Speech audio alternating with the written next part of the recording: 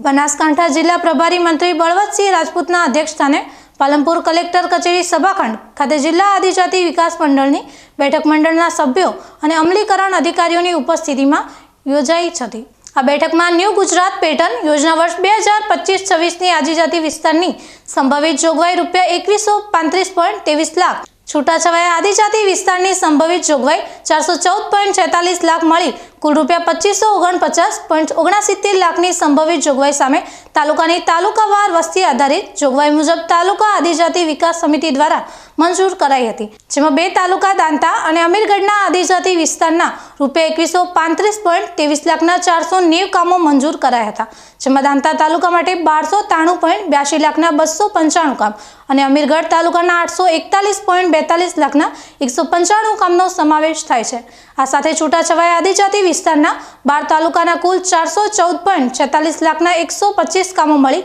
કુલ ₹2549.79 લાખના 615 કામોનું આયોજન જિલ્લા આદિજાતિ વિકાસ મંડળ દ્વારા સર્વેસંમતિથી મંજૂર કરવામાં આવ્યું હતું। આ બેઠકમાં જિલ્લા કલેક્ટર મિહિર પટેલ, જિલ્લા વિકાસ અધિકારી MJ દવે, જિલ્લા પોલીસ અધિક્ષક અક્ષયરાજ મકવાણા સહિત જિલ્લાના સંબંધિત અધિકારી ઉપસ્થિત રહ્યા હતા।